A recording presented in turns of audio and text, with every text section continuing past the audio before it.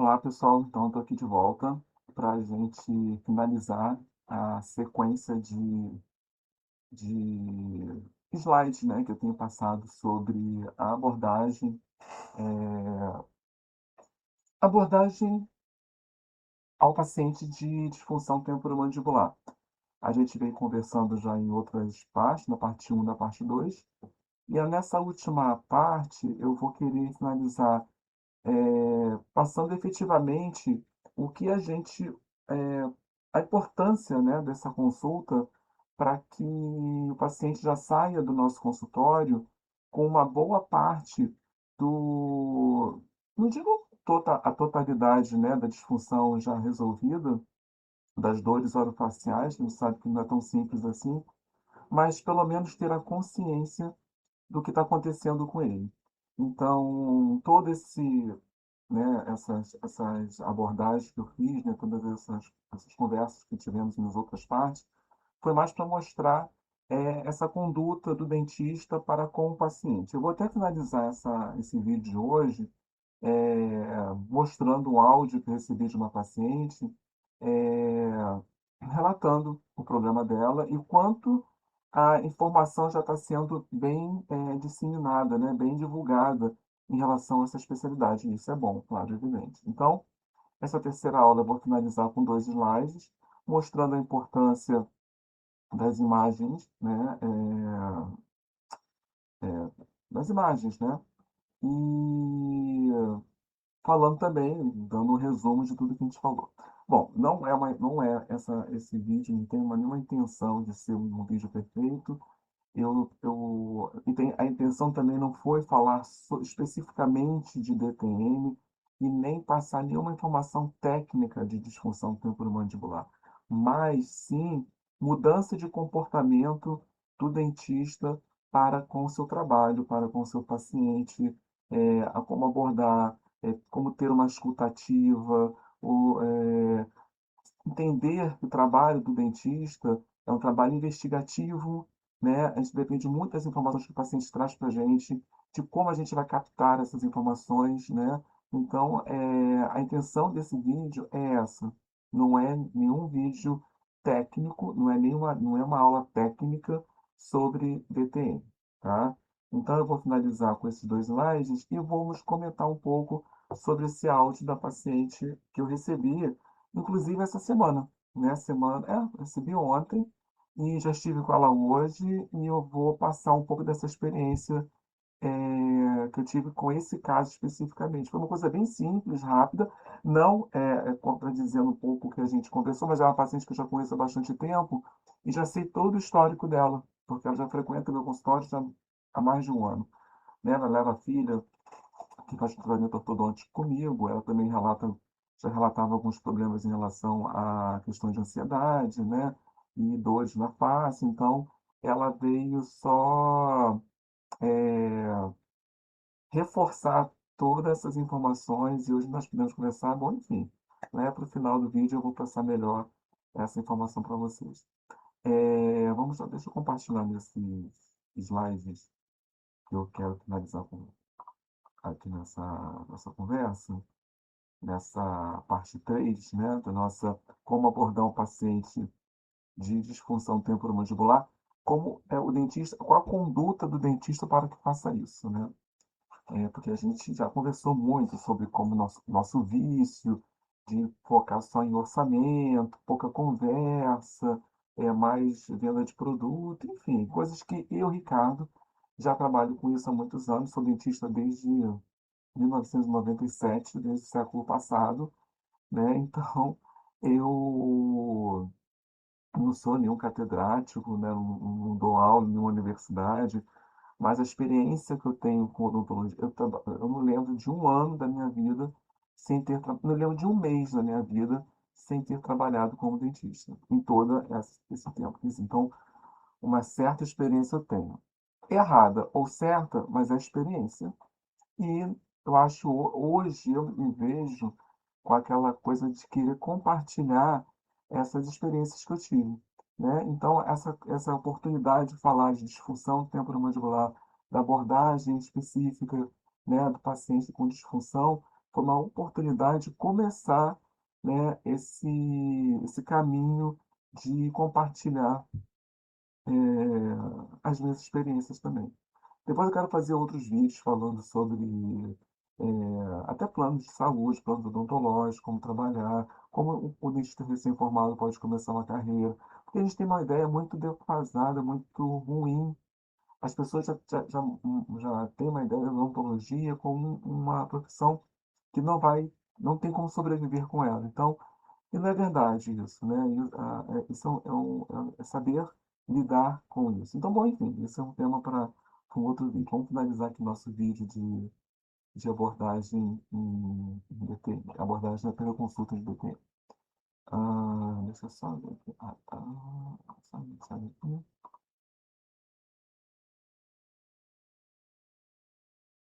Só para relembrar, nós passamos pelo protocolo, o tema, né, da nossa conversa, o protocolo de atendimento a pacientes com DTM, uma abordagem clínica, emocional e multidisciplinar. É sempre importante falar do emocional, porque a gente trata muito a questão da ansiedade, da depressão, da tensão, né, que a musculatura da face recebe mediante todo esse estresse do dia a dia, de trabalho, de casa, enfim, né, de informações, desse acúmulo de informações que a gente tem todos os dias.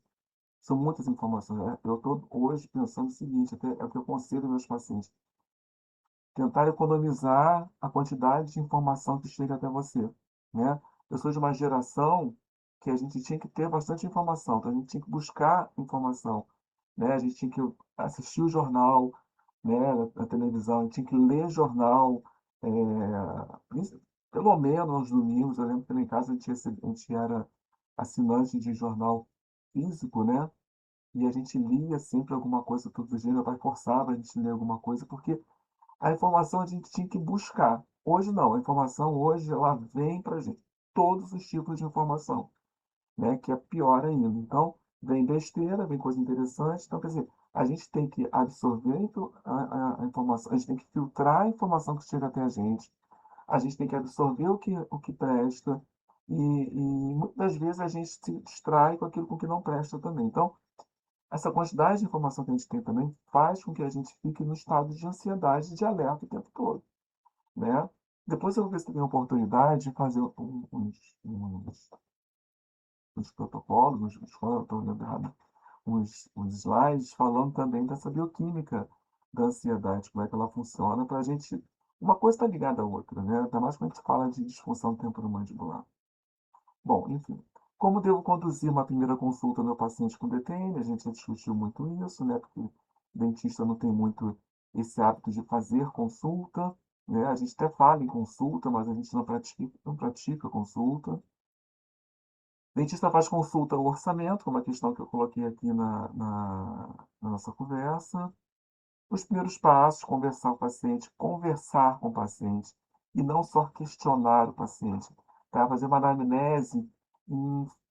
anamnese baseada em conversa, né? Colocar na conversa o que a gente precisa saber do paciente, né? Não estender, claro, uma consulta para coisas que não tem nada a ver, mas é sempre direcionada ao que a gente interessa, ao que nos interessa, que a gente quer saber, né? E a partir das informações, a gente mudar essa. Porque às vezes a gente faz umas perguntas que vem nos questionários que a gente aprende quando faz umas especializações de DPM, que às vezes a 15ª pergunta não nem cabe, porque na sexta pergunta a resposta não condiz com aquela 13ª. Então, assim, então é entender, é ser especialista, saber o que você precisa saber, né? Entender o que você precisa saber do paciente. Então, ter esse domínio, ter essa fluência, né, de chegar e conversar com o paciente e pescar dele o que vai te ajudar no planejamento e no diagnóstico do paciente, tá? Quais são os sintomas? Questionar ou conversar, né? Então, a conversa sempre é a melhor opção. Fazer a avaliação física menos invasiva possível, pelo menos na primeira consulta. Explicar tudo que está sendo feito, por que está sendo feito daquela forma. O paciente já vem de uma maneira muito sensibilizada no seu consultório, né? O aspecto físico, muitas vezes, de derrota, de queixa, de lamentação, isso é muito comum. Acho que 99% dos meus pacientes, 99,9%, raramente você vai ter um paciente. Eu faço muito essa comparação porque, assim, eu não trato paciente com dor especificamente quando eu estou falando de ortodontia e ortopedia, né? O paciente, quando procura um dentista, um ortodontista ou um ortopedista, funcional dos maxilares, né, quando os pais vão procurar, você não está querendo sanar aquela dor imediata, você quer sanar um problema que você sabe que vai levar um tempo para resolver. Então, muitas vezes o paciente chega no teu consultório com estado emocional relativamente equilibrado, e isso também não importa muito para você. Mas quando a gente fala de disfunção temporomandibular e quando a gente fala de dor orofacial, o paciente chega no teu consultório relatando problema, relatando ansiedade, relatando estresse, com o olho fundo, fadiga, muitas das vezes noites sem dormir ou dormindo com um sono com uma qualidade não muito boa, olheiras, entendeu? Então, quer dizer, estafado. Então, é um paciente que vem muito debilitado e você consegue detectar esses problemas, né?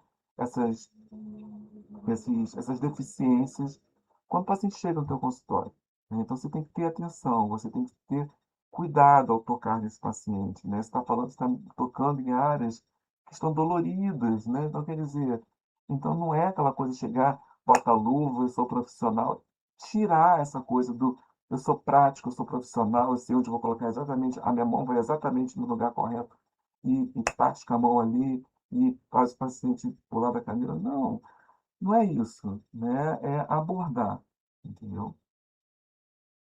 Conscientizar o paciente faz parte do tratamento. Então, quer dizer, dar informação ao paciente é importante e isso faz parte do tratamento. Explicar o que é TM, explicar o que é DTM, né? Isso é super importante. Então, falamos também sobre as primeiras abordagens do tratamento, né? Falando de autocuidado, evitar mordida excessiva, né? Os exames complementares, né? Aqui é até uma parte mais técnica, né, da disfunção do temporomandibular, mas é uma parte, eu fiz questão de colocar aqui na parte de consultas, porque a gente não pode também esquecer que o tratamento não é a primeira consulta, né? Eu fiz esse slide em função de uma dificuldade que a gente tem de abordar esse paciente, essa primeira abordagem para esse paciente. Mas a gente não pode esquecer que o exame físico é de extrema importância, né? Medir a abertura de boca, né? Ver o deslocamento mandibular, ver a posição de mandíbula, se está para a direita, para a esquerda, né? Ao escutar o paciente, ver se quando ele abre e fecha a boca tem um deslocamento de disco, a gente consegue sentir muitas vezes esse deslocamento, ver se tem. Usar também, muitas vezes, o estetoscópio ajuda, né, para fazer essa auscultação. Alguns profissionais são contra, né, mas se não atrapalha, se ajuda, então por que não usar? Então, isso é de extrema importância, porque na verdade você não, o paciente não sai tratado na primeira consulta, não, mas sai com uma boa parte do tratamento feito na primeira consulta. Isso a gente tem que ter consciência. E em alguns casos já sai mesmo com uma solução, né? Mas os exames complementares são sempre importantes, né? O exame complementar está ali nem que seja para poder confirmar que o paciente não tem nada anatomicamente, estruturalmente, né? Que está tudo só ligado à atenção, ao estresse. Então, até para ter essa confirmação, a gente precisa dos exames, né? Então, a gente tem a radiografia de ATM, boca aberta e fechada.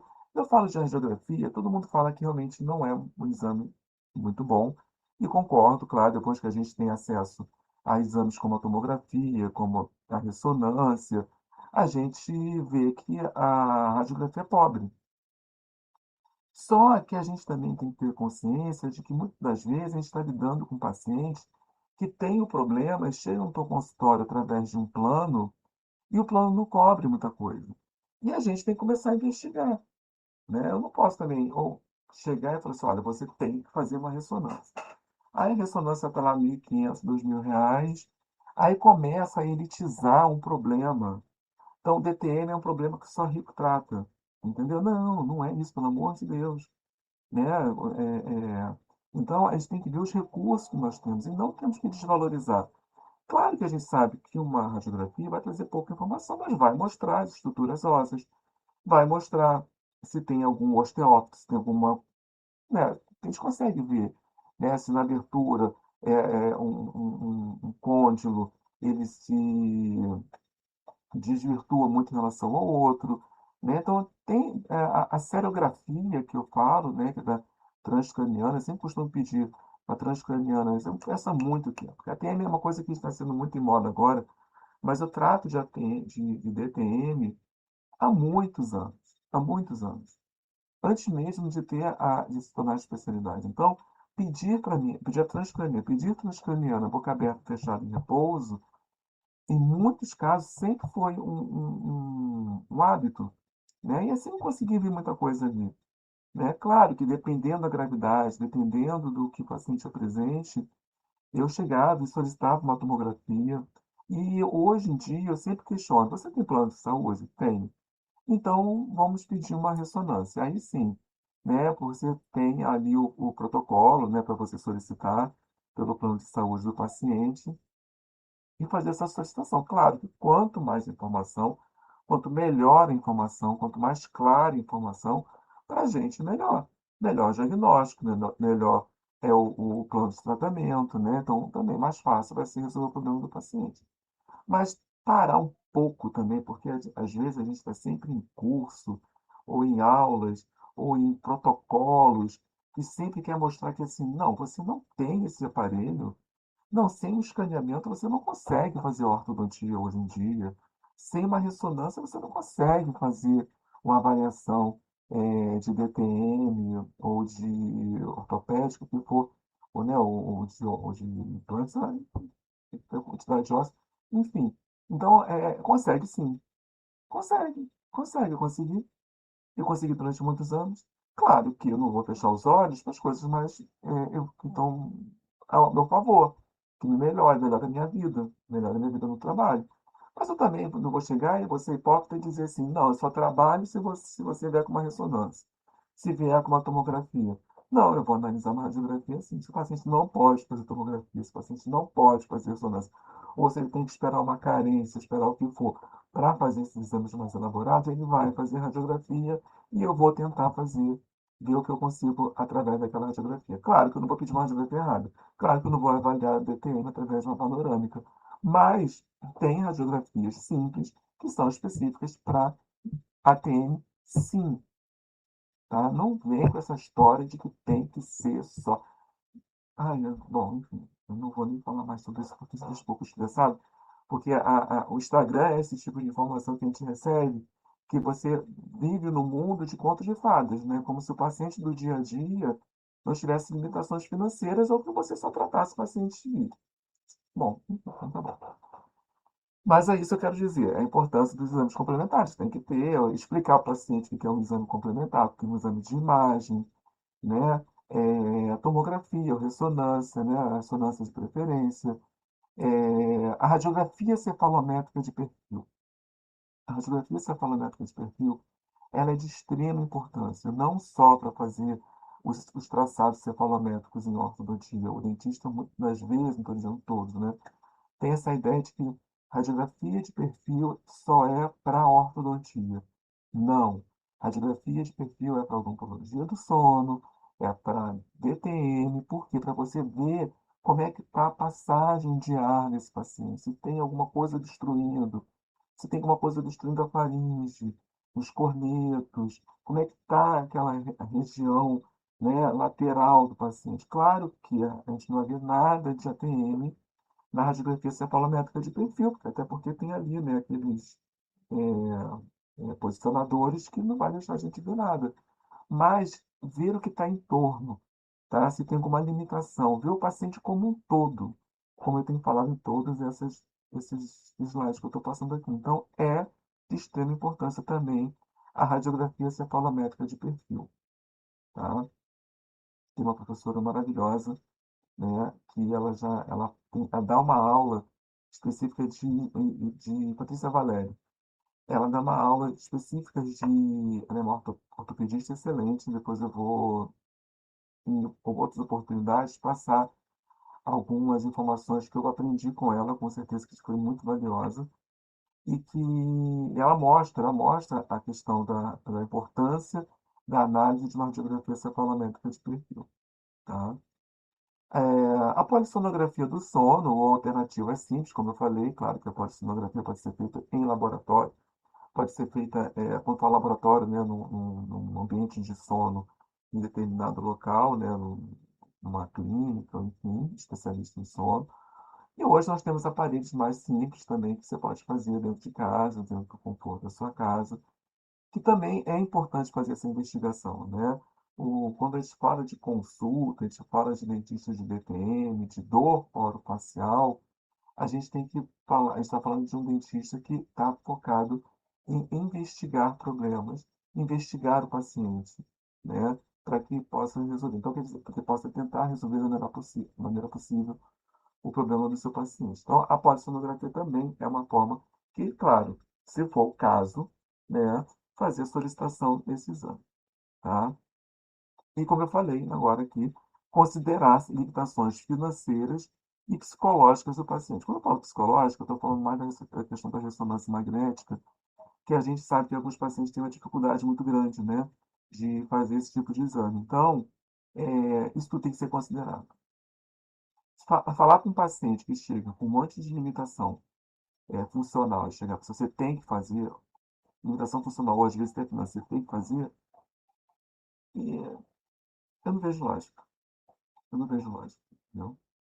E você não vai deixar de ser um bom profissional por isso, tá? Você tem que ter empatia com o seu paciente, tem que conversar, explicar. Olha, doutor, não consigo fazer agora a ressonância, não consigo porque eu tenho esse problema, tal, tal, tal.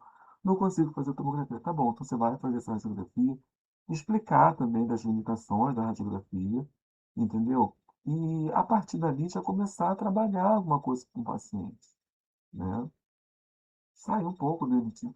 A odontologia, meu Deus, ela sempre foi vista como uma profissão elitista, de elite. Depois passou por uma situação muito que foi para o fundo do poço, né? Clínicas populares aí fazendo extração por 10, 15, 20 reais. Eu passei por esse período, claro que agora não tem mais isso, mas 50 reais que seja, ultimamente. Uma profissão que muitas vezes paga uma diária de 150, 200 reais para um dentista para trabalhar de 9 da manhã até as 5 da tarde, fazendo procedimentos de extrema complexidade, né? E, por outro lado, vem falar vem querer elitizar a profissão do nada, assim.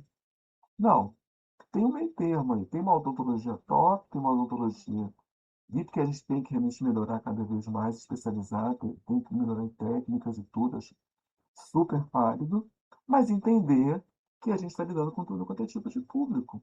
Né? Não voltar a fazer uma odontologia dos anos 90, né, 80, que as pessoas tinham que vender bens para poder pagar o dentista. Isso não é por aí, entendeu? É fazer uma profissão mais justa. E as considerações finais, né? Uma consulta de DTM é investigativa e terapêutica. Quando eu falo que uma consulta de DTM é terapêutica, é porque o paciente já sai com uma boa parte do tratamento iniciado na primeira consulta. Parte do tratamento ocorre durante o atendimento, né, com as explicações, com a orientação, com explicando como é que fazer autocuidado, explicado dos efeitos à medida que você for investigando, mostrar, apontar que o paciente está errando, o que ele pode melhorar, o que ele pode fazer para ele mesmo, né? Isso quando o paciente já não vem com tudo mastigadinho, como eu vou mostrar daqui a pouco. Educar o paciente sobre autocuidado e fatores emocionais. Muitas vezes o paciente não consegue linkar problemas emocionais com DPM, não entende. Então, a consulta está ali para você explicar isso. Isso é começar a abrir, né, para a gente começar a ver um horizonte no problema, na resolução do problema dele. Mostrar a complexidade da doença e reduzir medos. Quando falo medo é muito importante. Qualquer dor que a gente tenha, que venha de origem desconhecida para a gente logo pensa na tragédia, né, do que é pior. Isso é do ser humano, claro que tem uns que não, nem todo mundo é assim, mas hoje em dia está vivendo uma sociedade tão emocionalmente problemática que a síndrome do pânico, medos, fobias, é muito comum. Então, quando você chega com um paciente e você fala para ele, olha, isso, porque o paciente chega no consultório com tem uma dor orofacial, a primeira coisa que ele pode vir à cabeça dele é achar que aquilo é um tumor, né? Que aquilo é um câncer, que aquilo é alguma coisa gravíssima. Não, não que não seja grave, mas que é uma coisa que seja de um grau, né, de tratamento muito complexo. E quando você chega e mostra para ele que aquilo pode ser tratado de uma maneira muito mais simples do que ele imaginava, tira um pouco dessa fobia e já começa aí a reverter o quadro álgico do paciente, né? Paciente com DTM exige atenção, empatia e tempo. Tempo de escuta, cuidado. Uma coisa importante que eu gosto de fazer para os pacientes, que é uma dica que eu dou também, é você fazer um controle da consulta, né?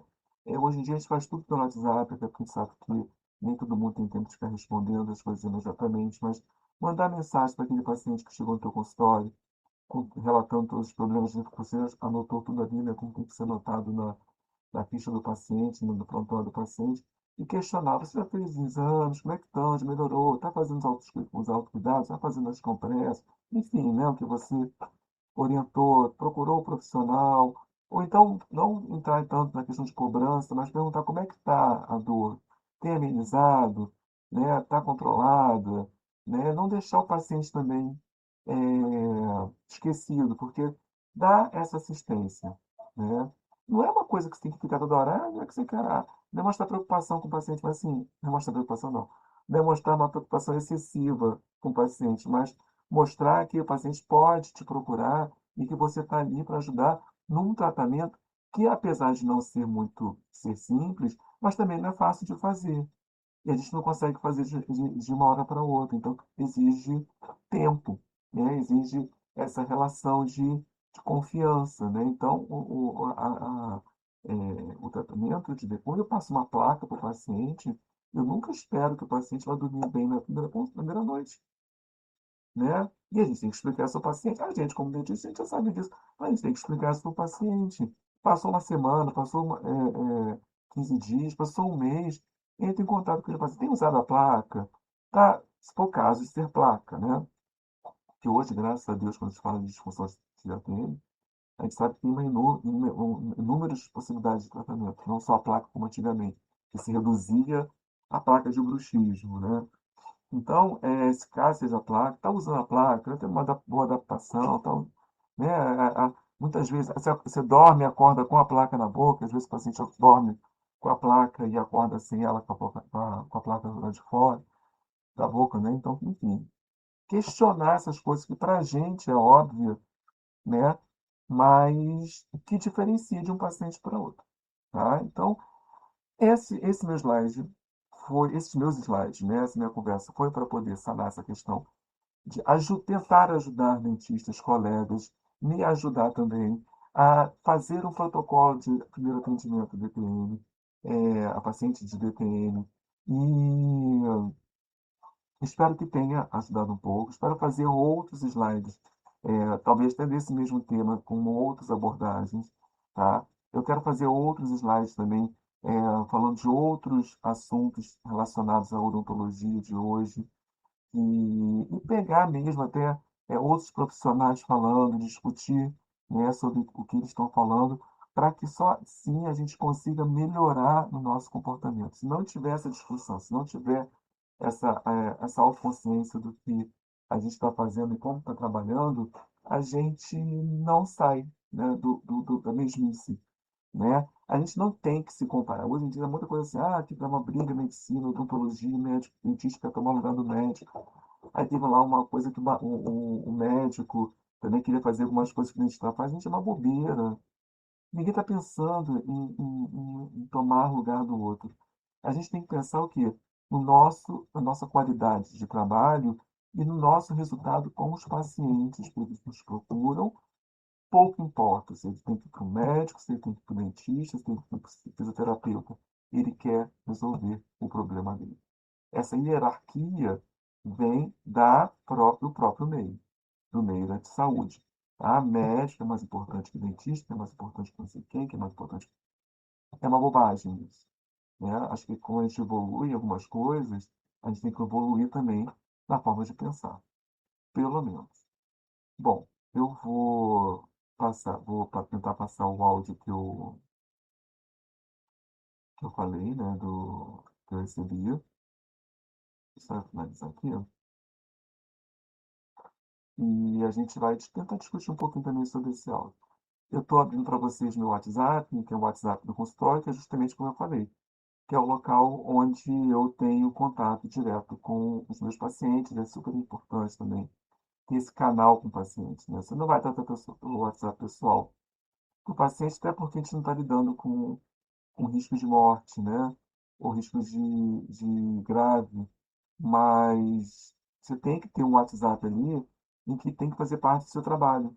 Todo dia você tem que abrir aquele WhatsApp, que é o WhatsApp que você tem em relação com seus pacientes, para saber se tem alguma dúvida, dúvida de tratamento, né? Dúvida sobre a consulta que foi feita, enfim. Bom, meu WhatsApp não está abrindo aqui, mas espero que abra no web. Eu vou tirar isso aqui, para ver se facilita. Esse áudio eu recebi ontem da paciente e é interessante porque ela já fala tudo sobre o que está acontecendo com ela, né? E deixa eu tentar aqui.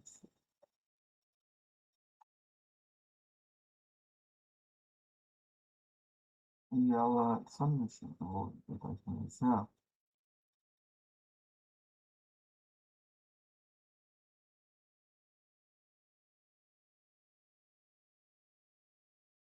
Voltando aberto, né? Tá, ela está entrando. Acredito que eu consiga passar esse áudio para vocês. Então, ela já veio com. Esse áudio foi muito interessante quando eu vi, porque na verdade ela veio com todas as informações que eu mais ou menos passei nesses protocolos de atendimento. Ela veio questionando se eu fazia ou não a especialidade, que ela já tinha passado por outros especialistas, né? Ela veio passando as informações em relação às queixas dela, né? Então é muito interessante ouvir esse áudio para a gente poder também discutir e ele vem assim exemplificar, né, toda essa discussão que nós tivemos até agora sobre DTM. Deixa eu só procurar aqui. Ah,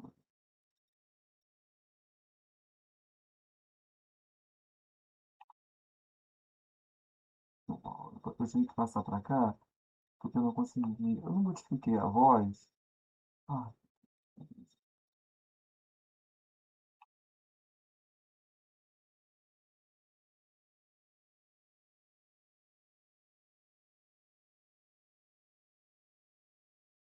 porque a voz vai sair já meio ruim mesmo, né? Aqui pelo WhatsApp. Ah,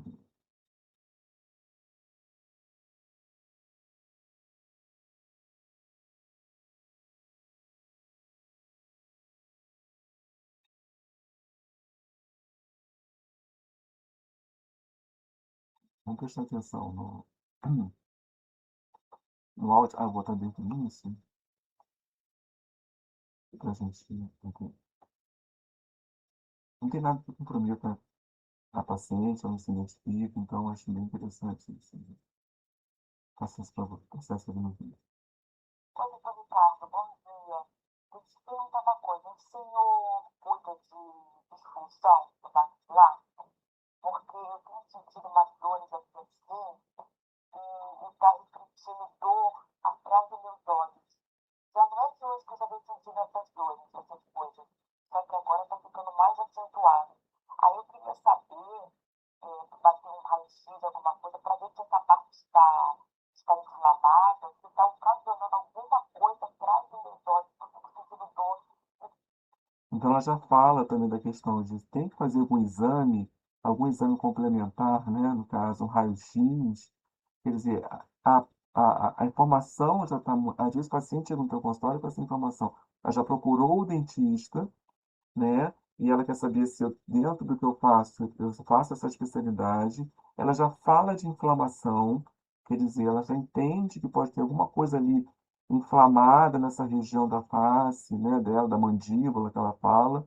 Então, olha quanta informação já vem nesse primeiro contato que ela tem comigo para tentar resolver esse problema dela, essas dores dela. Tipo assim, né, nem assim tomando as medicações para passar dor, não vai embora. É uma coisa assim, sabe, que eu preciso descobrir o que que é. Então eu já marquei neuro, eu já fui no oftalmologista, viu? Aí eu tô, tipo assim, eu tô tendo uns dessecamentos nos olhos, né? E, assim, aí eu já marquei a neuro também para começar a ver, vou falar com isso, essas dores que eu tô sentindo, essas coisas. Então eu tô investigando. Eu tô no processo de investigar. Então, Investigação, então, é uma coisa importante. Ela deu um resumo realmente do que a gente falou, né? Investigar para saber o que está acontecendo. essa disfunção também pode ocasionar isso, porque chiado no ouvido, sabe? A hora de estar sem ouvido, eu sinto dor. E vou marcar também o torcida, né? Eu tenho que pesquisar isso o mais rápido possível, porque eu preciso saber que dor é essa que eu sinto atrás do meu olho. Às vezes meu olho fica até fundo, sabe? Aí, assim, a pressão alta não é porque já fiz os exames, fui lá na barra fazer os exames. Então, estou investigando. Não sei se é um nervo, é alguma coisa que está ocasionando essa dor atrás do olho. Então, ela vem, claro, pode ser que não tenha nada a ver com DPM, mas ela já sabe que pode ser também. E muitas das vezes ela vai passar por esses profissionais. Ela falou da neuro, falou que já foi no clínico, né? E falou que vai para um otorrino. E muitas das vezes esses profissionais eles vão indicar essa paciente para o especialista em DPM. Então, a gente não está pegando um paciente cru. É um paciente que já passou por várias situações porque está com dor, está investigando. E muitas vezes ele nem sabe que é o dentista que pode resolver. Então, é até ele entender que é o dentista que vai possivelmente, né, começar a resolver o problema dele, ele já passou por outros profissionais. Então, quer dizer, é de extrema importância essa conversa, essa escuta, esse primeiro contato, né? Então, eu fiquei muito satisfeito com essa informação, porque hoje eu conversei com ela, né, fiz as solicitações, né, enfim, aí já é um outro caso, já é outro assunto, mas é a partir daí que a gente começa a investigar o nosso paciente. Bom, espero que tenha feito um bom trabalho e aguarde para novos vídeos, novos slides, para eu poder. Vou fazer slides específicos para orientações para quem está começando na odontologia agora, que eu acho que é de muita importância também, porque a partir do momento que eu estou passando alguma informação, eu estou revendo também meu comportamento e a gente tem que cada vez melhorar mais. Tá? Muito obrigado, até a próxima.